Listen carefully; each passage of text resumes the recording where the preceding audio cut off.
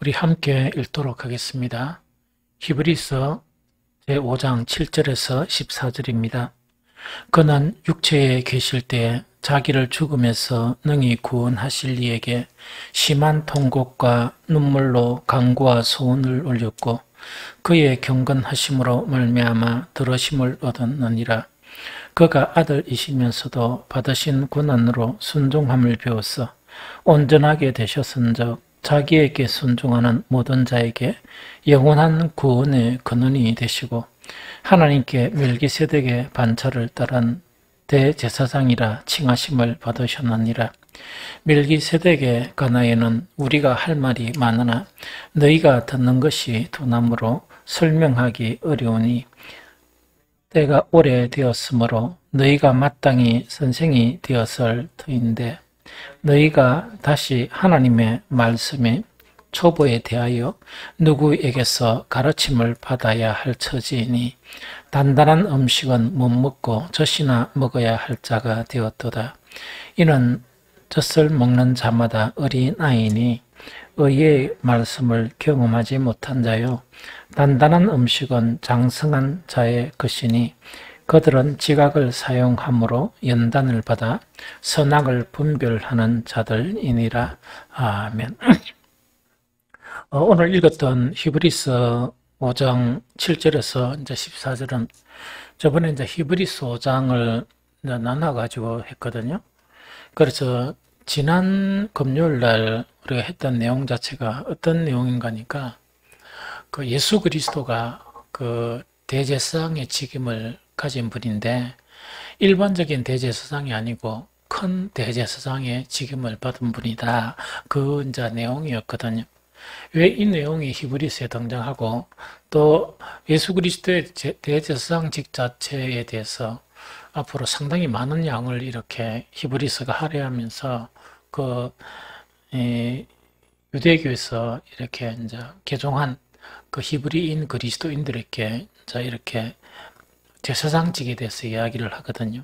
그것이 뭐냐니까 그 유대교에서 가장 이제 중요한 게 이제 제사입니다. 이 제사인데 그 제사라는 거는 뭐냐?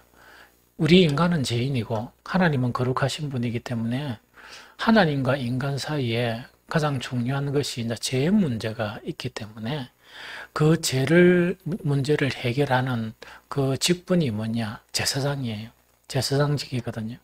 그래서 이제 이 유대인들이 그 유대교에 있다가 개종한 그리스도인들에게 너희에게는 제사장이 없는데 어떻게 하나님과의 관계가 형성되느냐 하는 그 이야기입니다. 어떻게 진정한 종교가 될 수 있겠느냐 하는 그 이야기거든요. 그래서 너희들의 그 기독교는 그 이 진정한 이 종교가 될 수 없다. 진정한 이 하나님의 그런 종교가 될 수 없다 하는 그 자체에 대한 것을 막 이제 공격을 하니까 거기에 대한 변정에 대한 부분 그래서 이제 변론하고 그 다음에 예수 그리스도는 그 지극히 큰 제사장이시다 하는 그 내용 자체가 이제 지난주에 있었다 그죠? 그런데 그 이제 중요한 게 하나가 뭐냐니까 예수님을 그냥 대제사장이라고 이야기하는 게 아니고 대제사장 위 앞에다가 큰 대제사장 이렇게 붙였거든요. 이 큰 대제사장이라 이 붙인 이유 자체가 뭐냐니까 너희들의 제사장은 이 아론의 반차, 즉 아론으로부터 이제 뭡니까 순수에 따라서 이 제사장이 된 사람들이다. 그런데 예수님이 그 제사장직은 어떤 직이냐? 아론이 아니라는 이야기거든요. 아론이 아니고 누구냐? 멜기세덱이다 하는 그거를 이야기하거든요. 그래서 이제 멜기세덱 자체는 반차가 없습니다. 멜기세덱 이후에 이렇게 그 뒤에 누가 제사를 그게 없고 멜기세덱은 영원한 제사장이다 하는 그 이야기거든요. 그래서 멜기세덱의 그 반차라는 것은 멜기세덱과 동일한 그런 역할을 하는 대제사장이 바로 누구시냐? 바로 예수 그리스도시다. 그래서 너희들이 가졌던 제사장보다 더 큰 대제사장이다 하는 그 이야기입니다. 이해가 됐죠? 그런데 여기서 이제 멜기세덱의 반차와 아론의 반차는 또 이렇게 차이가 나는, 아주 중요한 차이가 나는 게 하나가 있어요. 왜냐니까 아론의 반차에 따른 제사장들이 이제 제사를 드리잖아요.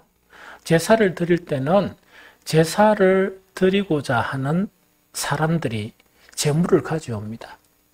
그 짐승을 가지고 오면 그 짐승을 잡아서 제사를 드리는 게 아론의 그 반차에 아론의 그 계열에 속하는 순서에 속하는 그 대사장들이 하는 일이다 하는 그 이야기죠. 그런데 멜기세덱의 반차는 제물이 없어요. 짐승이라는 제물이 없고 멜기세덱의 반차는 뭐냐니까 이 대제사장 자체가 바로 제물이 되는 거예요. 그러니까 그냥 차원이 다르고 수준이 다르죠. 그래서 예수님은 뭐냐니까 너희들이 대제사장은 짐승 가져오면 짐승 잡고 이러지만은 예수님의 대제사장직은 어떤 직이냐니까 우리가 예수님께 대제사장인데 그럼 짐승을 바쳐야 되면 엄청 짐승을 많이 바쳐야 되잖아. 그런데 짐승이 필요 없는 제사. 왜 짐승이 필요 없는가 하니까 그 제물 자체가 바로 자기 자신이, 즉 대제사장이신 예수 그리스도가 스스로 제물이 되어서 그렇게 멜기세덱을 영원한 제사장이라 이야기하거든요. 그래서 예수 그리스도도 자기 자신을 이렇게 제물이 되어서 십자가에 내어 주심으로 말미암아 한 영원한 제사를 드린 분이 예수 그리스도시다. 그래서 멜기세덱의 반차다 하는 그거를 이야기합니다. 좀 이해가 되죠? 그런데 이제 문제가 뭐냐니까 그 대제사장이나 우리 이 직분도 마찬가지야. 목사, 장로나 안수집사나 권사나 이게 내가 하고 싶어요 해가 됩니까? 안 됩니다. 그게 안 된단 말이에요. 그래 안타깝지. 하고 싶어요 해가 이제 되는 게 아니고 지금은 교회 법에 따라서 그 절차를 거쳐야 돼요.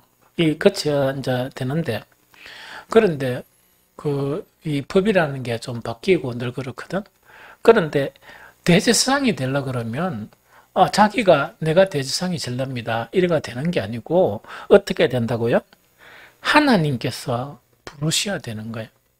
하나님께서 부르셔야 가능해요. 그래서 그걸 갖다가 뭐냐? 소명이라고 이렇게 이야기해요. 소명. 즉 무엇이 있어야 된다고요? 하나님의 무엇이 있어야? 소명이 있어야 그 직을 능히 감당할 수 있다 하는 그거를 이야기하거든요.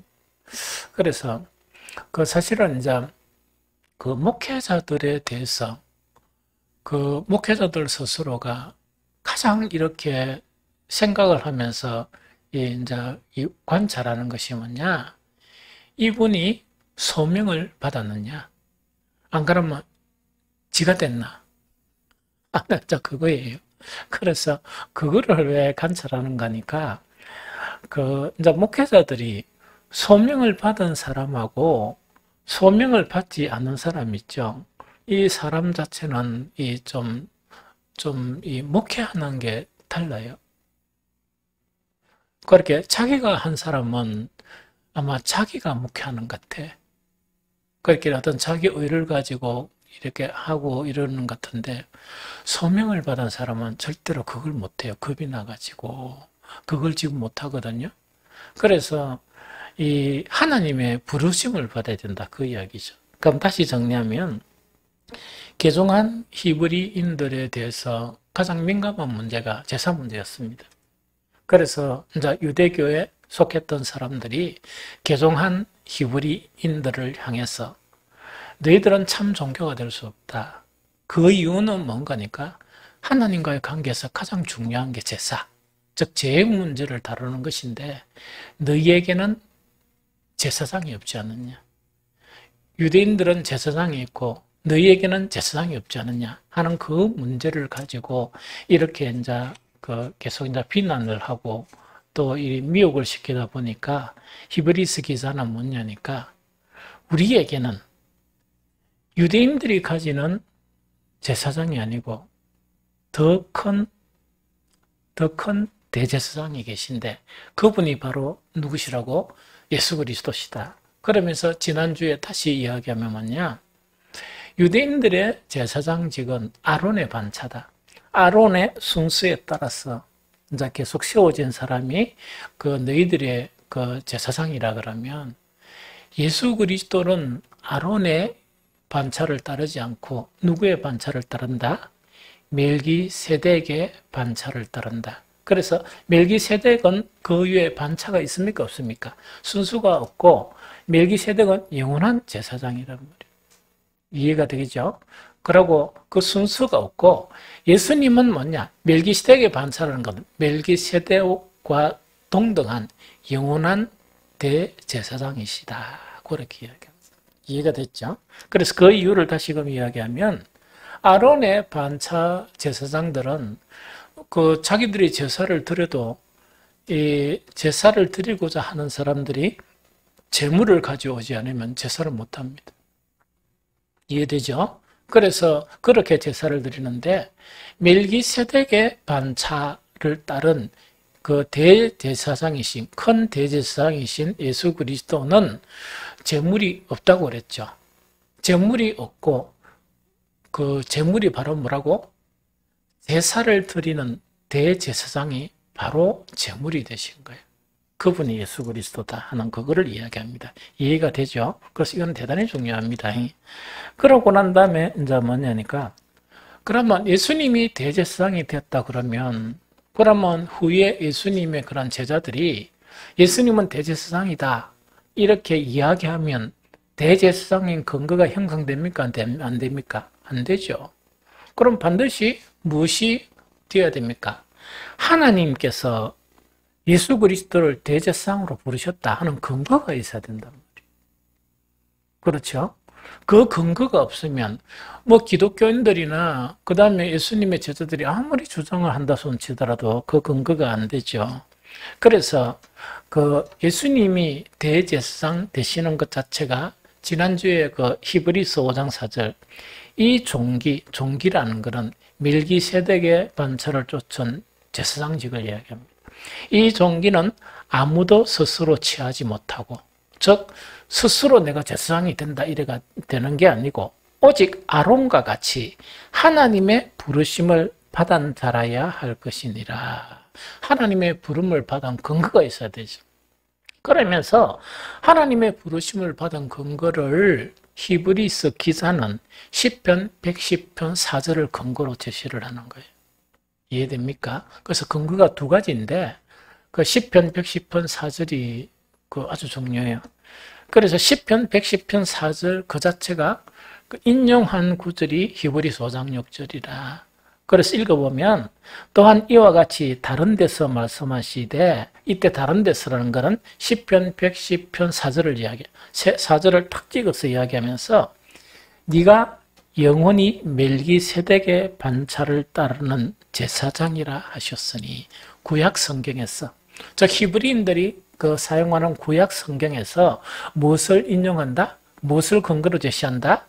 예수 그리스도가 멜기세덱의 반차를 쫓은 영원한 대제사장이시다 하는 그 근거가 이제 10편, 110편 4절을 통해서 근거를 제시하는 거예요.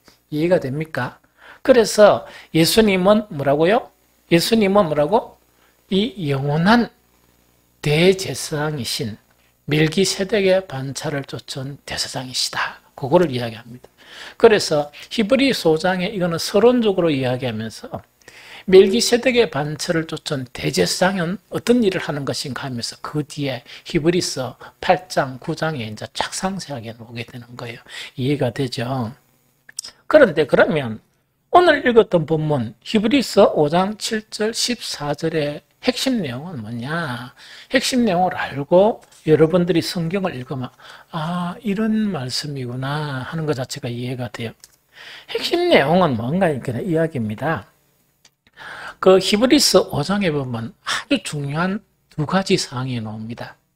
하나는 뭐냐니까 예수님께서 그 멜기세덱의 반차를 쫓은 대제사장으로 부르심을 받았다는 내용이야. 그건 이미 구약 성경에 나와 있는 거야. 알겠죠? 그럼 부르심을 받았다는 내용이고 또 히브리서 5장에서 이야기하는 내용 하나가 어떤 내용인가 하니까 예수님은 부르심을 이미 구약에 받았고, 예수님은 정말 이 멜기세덱의 반차를 따르는 대제사장이라고 인정을 받았다 하는 그 두 가지 내용입니다. 그렇게 칭함을 받았다는 그 내용입니다. 요게 이제 무슨 자부입니다. 이거를 쉽게 생각을 하면 이렇게 생각하면 돼요. 오늘날 교회에 보면 그 하나님의 부름을 받은 사람들이 많아.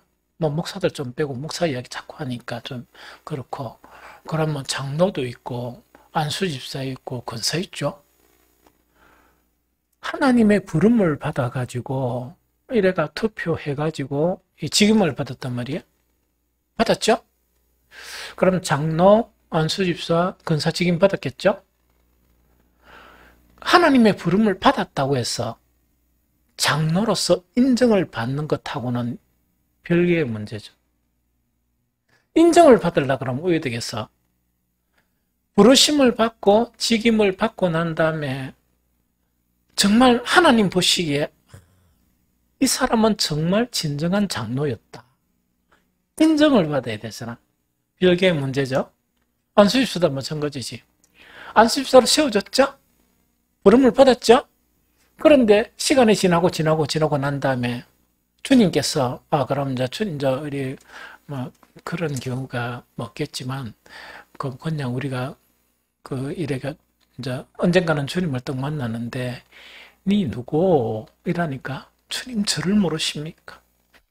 저는 어떤 교회에 무슨 안수집사로 몇 년 동안 있었습니다. 이야기거든요. 그래, 네가 세워진 거는 알겠는데 네가 안수집사였다는 거는 모르겠다.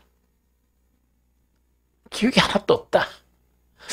세워진 거는 내가 기억이 좀 되는데, 그래서 교회법에 따라서 세워지는데 네가 안수집사로서 있었다는 것 자체는 하나도 모르겠다. 무슨 말씀입니까? 내가 이 일도 하고 저 일도 모르겠다. 인정받았습니까? 못 받았습니까? 못 받았죠. 또 만약에 하나님 앞에 주님 저를 모르시나요? 제가 몇십 년 동안 권사로 있었습니다. 그래, 권사로 세운 거는 내가 짧게 기억이 나는데 네가 권사였다는 사실은 난 하나도 모르겠다. 그러면 네가 권사였다는 사실을 인정할 만큼 설명을 한 해봐라. 이야기란 말이야. 그러니까 주저리 설명하니까 기억이 없다. 왜냐? 나는 그런 거를 하라고 권사시킨 적은 없다. 이렇게 본다. 오늘 교훈은 그 교훈이에요. 예수님은 멜기세덱의 반차를 따른 대제사장으로 부름을 받았어요. 그런데 예수님은 그 공생의 삶을 통해서 뭐 됐다고? 멜기세덱의 반차를 쫓은 대제사장이란 칭함을 받은 거야. 누구로부터? 하나님으로부터. 인정을 받은 거야. 그래서 그 두 가지가 핵심 내용이에요. 오늘 내용은. 이게 무슨 말겠죠? 그래서 다시 읽어보면 히브리서 5장 4절, 이 종기는 아무도 스스로 취하지 못하고 오직 아론과 같이 하나님의 부르심을 받은 자라야 할 것이니라 이야기죠. 무슨 말이겠죠? 부름을 받아야 되죠. 그런데 부름을 받았다고 해서 끝나는 게 아니고 히브리서 5장 10절을 같이 읽어봅니다. 읽었지만 10절 같이 읽어봅니다. 시작! 하나님께 멜기세덱의 반차를 따른 대제사장이라 칭함을 받으셨느니라. 이해되죠? 그러면은 예수님의 멜기세덱의 반차를 따른 대제사장은 이미 구약, 즉 예수님이 이 땅에 오시기 전에 이미 구약 성경을 통해서 하나님의 부름을 받았고, 그런데 예수님은 예수님의 공생의 삶을 통해서 뭐라고? 멜기세덱의 반차를 따른 대제사장이라 칭함, 이때 칭함은 인정을 받으셨다 하는 그 이야기입니다. 참 좋죠. 그러면은 우리가 성경을 통해서 알아야 할 것은 예수님은 무엇을 통해서 인정을 받았을까? 예수님은 이 부름을 받으시고 난 다음에 인정까지 받으셨죠? 그러면 인정 자체는 공생의 동안의 삶의 그런 삶을 통해서 인정을 받으셨는데 공생애 동안에 무엇을 보여주셔서 하나님으로부터 멜기세덱의 반차를 쫓은 제사장이라 인정을 받으셨는가? 대단히 중요하겠죠. 그래서 여러분들의 남은 인생이 장로로서, 안수집사로서, 집사로서, 안 그래도 성도로서, 그죠? 이미 부름을 받았는데 인정을 못 받으면 참 슬픈 부름이라. 그렇겠죠? 그럼 예수님은 어떻게 해가지고 이렇게 됐느냐 이야기입니다. 두 가지예요. 두 가지. 제일 첫 번째로 뭐냐? 그 기억 개정의 번역은 경건이라 되어 있습니다. 예수님의 경건을 통해서 인정을 받았어요. 그럼 좀 이따 설명할게요. 한 가지는 뭐냐니까 하나는 경건을 통해서고 한 가지는 뭐냐? 순종을 통했어요. 경건과 순종이에요. 이해됩니까? 이 두 가지를 통해서 뭐라고? 부름을 받고 경건과 또한 순종을 통해서 인정을 받으셨다. 그 이야기입니다. 이해가 되죠? 그러면은 이게 뭔 말인가 설명을 해드릴게요. 제일 첫 번째로 경건함으로 인정을 받게 된다 하는 이게 뭐냐니까 다시 읽어봅니다. 히브리서 5장 7절을 다시 읽어봅니다. 히브리서 5장 7절 다 폈습니까? 같이 읽습니다.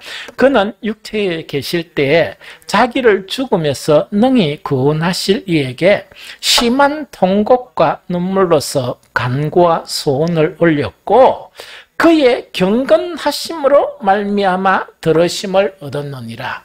그러면 들으심을 얻은 게 뭐로 말미암아? 그의 무하심으로?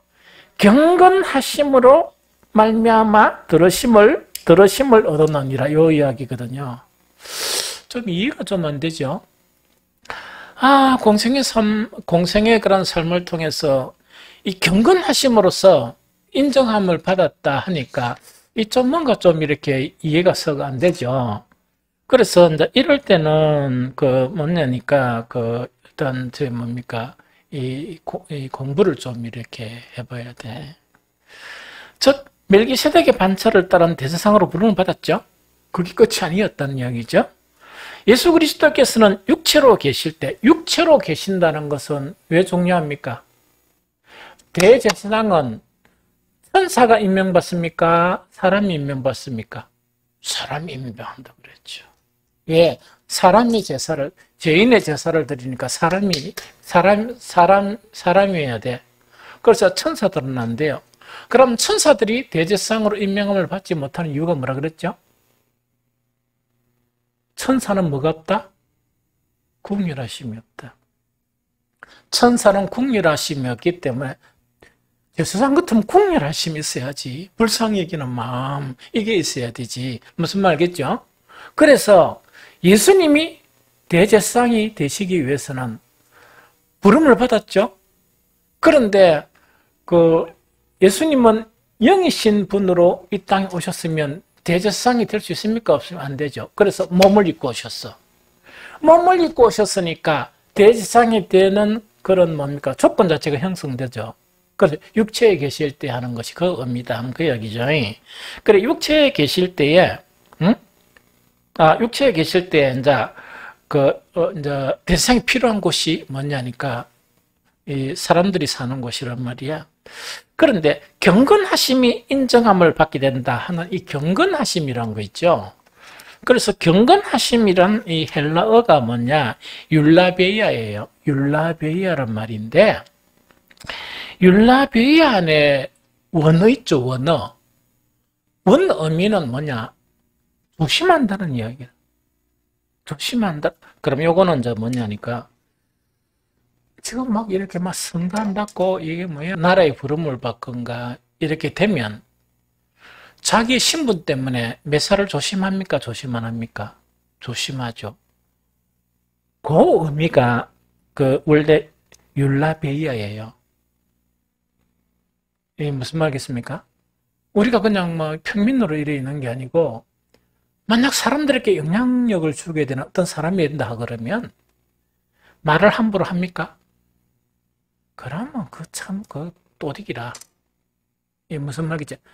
말이나 행동이나 모든 것을 조심하잖아. 그 조심한다는 내용입니다. 그런데 이것이 일반적으로는 조심한다는 내용인데 종교적인 용어로 바뀌어 버리잖아요. 종교적인 용어로 바뀔 때는 이 의미가 달라져요. 그 의미가 경외의 의미라. 경외. 하나님을 두려워. 하나님을 두려워한다는 그 의미가 되어버려. 그런데 경외의 의미도 되지만 경건의 의미가 돼요. 경건의 의미도 돼. 그래서 개역 개성에는 뭐냐? 경건으로 번역했고 새 번역에는 경외로 번역했습니다. 여러분들 시간 있으면 찾아보면 아마 그렇게 돼 있을 거라. 그래서 고려 번역한 거는 뭐냐니까 보통 이제 그 한글 성경을 읽어보면 다르게 번역됐죠. 두 가지라. 하나는 사본에 따라 다를 수 있습니다. 사본에 따라 다를 수가 있고 하나는 뭐냐?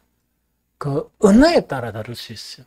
그 언어가 여러 가지 뜻을 가지다 보니까 지금 뭐 우리 한글 이 번역 성경이 많죠? 보면 막 이래 돼 있잖아요. 그 이제 단어가 차이가 되는 것은 그 어떤 의미로 어떤 쪽으로 우선을 두느냐, 안 그러면 어떤 사본을 우선을 두냐 그에 따라서 달라져요. 그런데 여러분들은 목사도 아니고 해서 좀 신중해야 돼요. 그래서 개역 개정을 주로 봐야 돼. 개역 개정을 주로 보고 어려우면 딴 거를 봐야 되지. 딴 거가 주로가 돼버리면 조금 이렇게 이 원 의미에서 벗어난 내용들이 조금씩 있어요. 그런데 뭐 쉬운 성경이나 이런 내용들은 보면 나중에는 보면 이거 사고 문제도 아니고 언어 문제도 아니고 설교라 설교 이렇게 해석을 해버리는 경우가 있어. 그런 거는 조금 여러분들이 읽기에는 안 좋아요. 목사들 그거 잘 안 읽어. 목사들은 주로 뭡니까?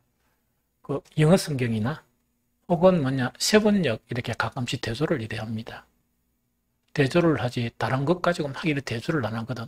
혹가 다음에 어떻게 해석을 했나 한씩 보면 그 성경을 가져가 내가 쭉 한 번 닫고 이 무슨 말인지 알겠죠. 그런데 여러분들이 그걸 딱 읽어버리면 그 원 의미하고 이상한 대로 가본단 말이야. 그래서 막 개성 이거를 좀 어렵더라도 이걸 주로 보고 그 다음에 이해 안 되는 부분은 세 번역을 툭 보면서 이래 됐는데 모르는 거는 내한테 묻고 또 내가 즉답을 해줄 수 있는 게 아니고 조사를 다 해야 돼, 공부를. 그러나 해답은 줄 수가 있어요. 무슨 말인지 좀 알겠죠? 이제 요거 이제 율라베이아 말 알겠죠? 그러면 이거는 뭔 이야기입니다. 하나님으로부터 이미 뭐라고? 멜기세덱의 이 반열에 속하는 멜기세덱의 같은 형태의 대제사장이 됐죠. 대제사장이 됐다 그러면 일반 제사장은 쉽죠. 왜 쉬워? 제물을 가져오고 제사를 법적인 절차에 따라 제사를 드리면 돼. 그런데 제물이 없어. 제물이 없고 멜기세덱의 반열에 따른 영원한 제사장은 한 번에 영원한 제사를 드리기 때문에 무엇이 제물이 되어야 된다? 자기가 제물이 되는 거예요. 대단하죠? 자기가 제물이 되면 자기가 제물이 된다 하니까 힘들죠? 그러면 하나님에 대한 경외함이 없으면 어떻게 되겠습니까? 빗나갈 수도 있고 이럴 수도 있고 저럴 수도 있고 거부할 수도 있고 이래 되겠죠. 하나님에 대한 경외하심 자체 그것 때문에 영원한 멜기세덱의 반차를 쫓은 영원한 제사를 자기 자신을 들여서 제사를 드리는 것. 이해됩니까? 이게 무슨 말 이해됐죠? 그래서 심한 통곡과 눈물로 간구와 소원을 올렸고 이야기죠. 심한 통곡과 눈물로 간구와 소원을 올렸고 이거는 예수님께서 뭐라고? 어디에? 마지막? 겟세마네 동산에서 기도하실 때 아버지 하나님 이 잔을 피할 수 있을 것 같으면 피하게 해주십시오. 그게 뭡니까?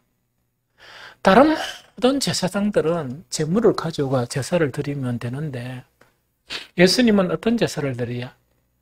영원한 멜기세덱의 반차를 따르는 제사를 드려야 돼. 이해됩니까? 그러니까 그러면 예수님은 육신을 입은 고통을 느낍니까? 못 느낍니까? 동일하게 느낀단 말이지. 그러다 보니까 심한 이 통곡과 눈물로서 이렇게 소원을 올렸지만 예수님의 결론은 뭡니까? 그 기도의 결론은 하나님의 경외하심 때문에 주님의 뜻이 이루어지기를, 아버지의 뜻이 이루어지기를 원하나이다. 이것이 뭔가니까 경외야. 이제 좀 이해가 되겠죠? 이것이 경외라는 의미라는 거예요. 그 의미입니다. 그래서 우리 사람들한테 이래 살아야 말할 필요 없어요. 나는 목사로서 직분자들한테 이래야 된다, 저래야 된다, 일하시오. 기분 나빠서 안 해. 왜 그런 거니까? 하나님으로부터 그런 직분의 부름을 받았는 것이 얼마나 대단한 것인데 완전히 돼지한테 진두를 던지는 것처럼 그런 취급을 하니까 기분 나쁘단 말이에요. 그래서 그런 취급하고 있는 돼지한테 경건한 목사가 가가지고 장로님 그래 하면 안 돼요. 안수 집사님 그래 하면 안 돼요. 근사님 그래 하면 안 돼요 하면 자존심이 상합니까? 안 상합니까? 하나님 생각하면 너무 자존심 상하는 거야. 어떤 구원을 허락하시는데 지멋대로 사는 그거를 딱 보면서 그거를 만류하려고 하니까 하나님의 근위의 손상에 가가 싶어서 안 하는 거야. 무슨 말인지 알겠죠? 나에게 이런 직분을 세우신 하나님이 얼마나 두려운 분인가 알면은 조심하겠습니까? 안 하겠습니까? 조심하겠지. 경외심을 가지겠습니까? 안 가지겠습니까? 가지겠지. 그런데 그래 못하는데 그걸 따지고 가가지고 수준 낮게 가가지고 이야기를 해야 되겠습니까? 난 못해. 그래서 막 기도만 해요. 깨달음을 달라고. 하나님이 어떤 분이신지 알게 해달라고.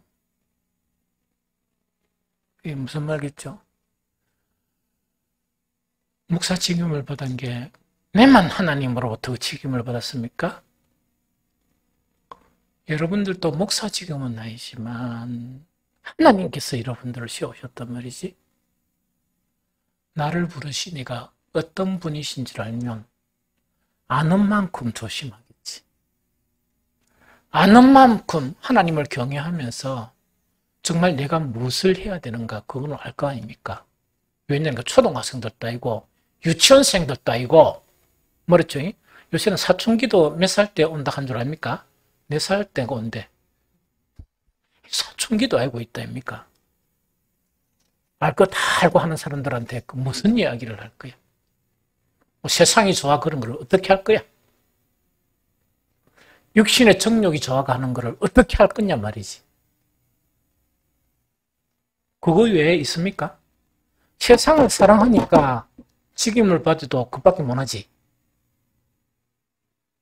육신의 정욕에 사로잡혀 있으니까 하나님보다 그게 좋으니까 그래 살지. 예수님은 하나님을 경외하는 경외심 때문에 자기 자신을 제물로 드렸었습니다. 그러니까 그게 인정을 받으셨다. 그 이야기입니다. 이해되죠? 두 번째가 뭐냐? 순종인데, 나 온전한 순종이란 말을 이제 붙였는데, 이건 히브리서 5장 8절 10절입니다. 히브리서 5장 8절 10절 다 읽어봅니다. 시작! 그가 아들이시면서도 받으신 고난으로 순종함을 배워서 온전하게 되셨은즉 자기에게 순종하는 모든 자에게 영원한 구원의 근원이 되시고 하나님께 멜기세덱의 반차를 따른 대제사장이라 칭함을 받으셨느니라. 예수님은 하나님 아들이세요. 아들이셨는데 다른 의미는 하나님과 동등한 본체세요. 그러면 동등한 본체시면은 아들의 권한이나 우리 이제 인간적으로 생각하면 동등한 그런 신분에 대한 것을 주장하겠습니까? 안 하겠습니까? 할 수 있겠죠. 그런데 예수 그리스도는 아들이시면서도 받으실 고난, 즉 그 아들이 도저히 상상할 수도 없는 그 고난들을 이렇게 받는 순종을 하셨다는 그 이야기입니다. 그 순종을 통해서 온전하게 되셨다. 온전하게 되기는 높이 정말 교회의 머리가 되시고 하나님의 보좌 우편에 앉게 되시면서 모든 사람이 예수 그리스도를 주라고 무릎을 꿇는 그런, 저번에 성기라고 그랬죠. 이 성기, 기하게 이렇게 되셨다는 그걸 이야기합니다. 그러면서 히브리서에서 이야기하는 아주 핵심적인 또 한 가지 이유가 뭐냐, 그가 아들이시면서도 받으신 고난으로 순종함을 비워서 온전하게 되셨죠. 하나님의 원래 하던 목적을 이뤘기 때문에 온전하게 되셨단 말이에요. 온전하게 되셨은즉 자기에게 순종하는 모든 자에게 영원한 구원의 근원이 되시고, 자, 이거 뭐예요? 이야기되죠? 예수님은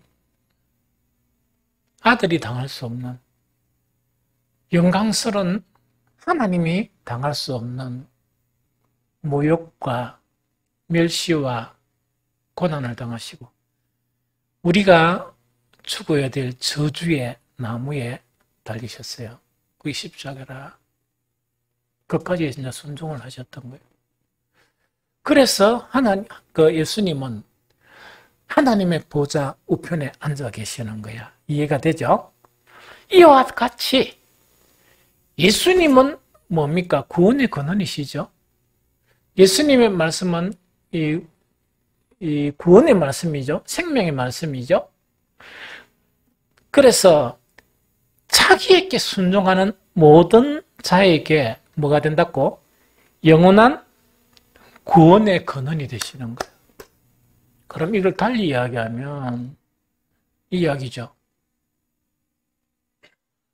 예수님을 주여 주여 이래 하면서도 주님께서 복음을 통해서 이렇게 해야 구원이 된다 하면서 말씀을 주셨단 말이야. 입만 가지고 주여 주여 하고 이렇게 해야 너희가 구원을 얻는다고 말씀을 해주셨는데 무시해붙다. 대부분 무시해붙다. 그리고 지 마음에 드는 것만 몇 가지 하고 나머지는 뭐냐? 무시했다. 그러면서 또 교회 와서 소리는 커요. 주여 이러면서 했답니까? 그러면 예수님이 영원한 구원의 근원이 되시겠습니까? 안 되시겠습니까? 이거는 여러분들의 생각하세요. 예수님은 철저한 순종을 통해서 멜기세덱의 반차에 오르신 거예요. 영원한 대제사장이 되신 거예요. 이와 같이 자기에게 순종하는 모든 자에게 영원한 구원의 근원이 되시죠. 예수 그리스도가 우리의 영원한 구원의 근원이 되시려고 그러면 뭐가 해야 돼? 예수님의 말씀에 순종이 돼야 되지. 그 원리를 가르쳐요.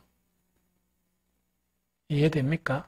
그런데 독하게도 순종 안 하면서 마지막에 주님 떡 만날 때 주님 저 알죠? 저는 당연히 그 주님 계신 곳에 같이 가야 되겠죠. 그럼 순종을 많이 안 했다. 그러고 막 성경이 있는데도 막 모른 척하고 생각 붙다. 그리고 살아가면서 보통 뭡니까? 주님의 순종하고 살아가는 게 아니고 지멋대로 살았다. 그러면은 양심이 있다면 주님 여기 천국이고 반대가 지옥 같으면 제가 그 문 열고 갈랍니다. 이렇게 할 수 있겠습니까? 그런데 100% 순종은 이야기하는 방향성을 이야기해요. 말씀대로 살라고 몸부림치고 말씀대로 살라고 애쓰고 이거는 맞아. 방향성이 맞아요. 그런데 그게 아니고 말씀을 너무 많이 하는데도 생각 부리는 거야. 생활은 자기 생활하는 거라 자기 멋대로. 온통 머리에는 자기 계획밖에 없어. 주님은 없어. 예배 시간만 주여 주이래. 그럼 그걸 믿음이라 이야기할 수 있을까? 그것이 순종이라 그 이야기입니다. 이해가 되죠? 아주 무슨 이야기죠? 그래서 이 두 가지가 우리에게 주는 교훈은 뭡니까? 우리는 이미 성도로서 또 어떤 사람들은 거기에서 더 해가지고 정말 서리집사, 권사, 안수집사, 장로로서 이미 부름을 받은 사람들이에요. 그런데 인정받기 위해서는 두 가지가 필요해요. 한 가지는 뭡니까? 하나님을 경외하는 것. 또 한 가지는 뭐냐? 순종하는 것. 특히 순종은 있죠. 구원의 말씀 자체를 거부하면 좀 힘들어져요. 무슨 말인지 알겠죠? 그래서 참 이렇게 그런 부분은 조심을 해야 된다 하는 그 교훈입니다. 그 다음에 마지막 한 가지가 온전함을 이루기 위해서 필요한 거. 그럼 우리가 다 좀 온전해져야 되겠죠.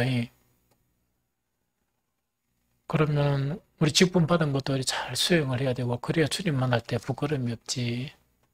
그럴 그런 필요한 거이 뭐냐? 그게 히브리서 5장 11절 14절인데 한번 쭉 같이 읽었습니다. 시작. 멜기세덱의 가나에는 우리가 할 말이 많으나 너희가 듣는 것이 두나무로 설명하기 어려우니라. 때가 오래되었으므로 너희가 마땅히 선생이 되었을 터인데 너희가 다시 하나님의 말씀의 초보에 대하여 누구에게서 가르침을 받아야 할 처지이니 단단한 음식은 못 먹고 젖이나 먹어야 할 자가 되었도다. 이는 젖을 먹는 자마다 어린아이니 의의 말씀을 경험하지 못한 자요. 단단한 음식은 장성한 자의 것이니 그들의 지각을 사용함으로 연단을 받아 선악을 분별하는 자들이니라. 아멘. 이야기다. 그죠? 그래서 여기서 이제 뭔가니까 어린아이 상태로 늘 머물러 있으면 참 이렇게 그리스도인이 된 그 이유, 그 다음에 직분을 받았다 할지라도 늘 어린아이짓만 하겠죠. 그렇죠. 그래서 그것을 벗어나려 그러면 오해되는 거니까 이 장성한 사람이 좀 돼야 되는데 장성한 사람이 되려 그러면 단단한 음식인 말씀에 대한 이해도가 있어야 된다. 그 이야기입니다. 좀 초보적인 성경 지식 버리고 조금 이래 이제 예수님을 믿은 지가 그래 오래되고 그래 하면 그럼 뭐 예수님을 믿기 얼마 안 된 분들을 이렇게 가르칠 입장이 돼야 되는데 일평생 가르침을 받아야 될 입장. 그렇게 이제 되면은 왜 된다고요?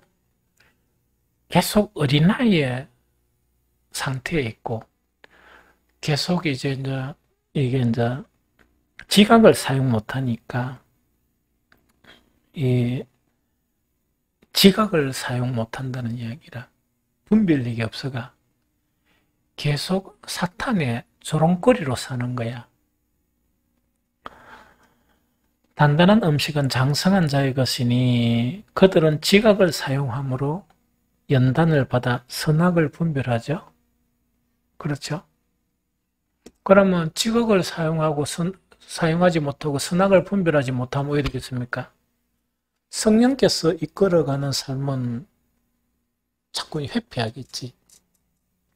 회피하고 이 사탄이 이렇게 이제 놀리는 거야. 을라들 놀리듯이 이래 속이고 저래 쓰이고 자 이래 하다 보니까 자 대복음적인 전제에 보면 목사가 막 이렇게 계속 이래 말씀을 전하고 일하죠. 그러면은 조금 더 지각을 사용한 사람들이 좀 설명도 좀 해주고, 응? 또 오해된 사람들이 이야기도 해주고 이래야 되는데 한수도 뜬단 말이야. 그러니까 어린아이들처럼 이래 희청 저래 희청 이러면 건강한 교회가 되겠습니까? 안 되겠습니까? 힘들겠죠.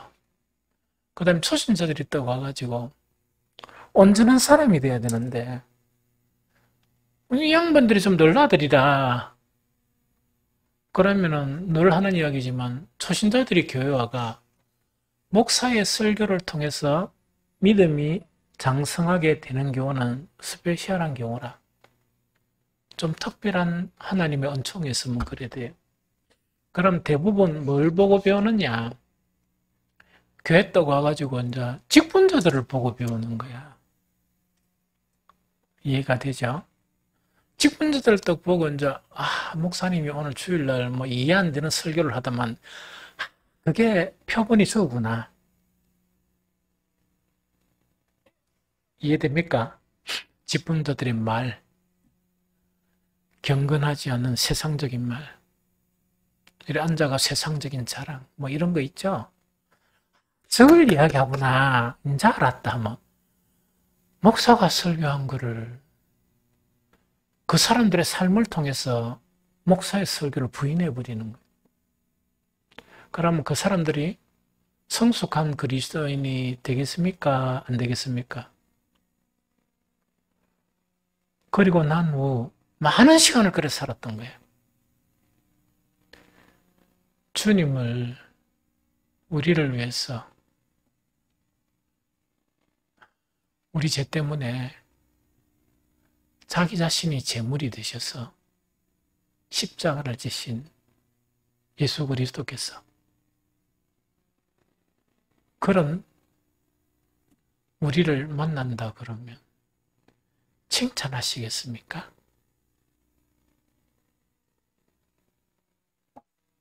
그 뒤에는 잘 모르겠어. 책망을 많이 받아야 할 것 같아. 구원을 받더라도 엄청 부끄러운 구원이 있죠. 왜냐니까 일생을 복음을 방해하며 살았던 거예요. 조심을 안 해가지고. 행동거지를 조심을 안 해가 사람들이 성장하는 것도 막아버려. 목사의 설교도 자기의 삶을 통해서 부인해버려. 이렇게 될 수 있다 하는 것을 우리에게 교훈을 주고 있는 것입니다.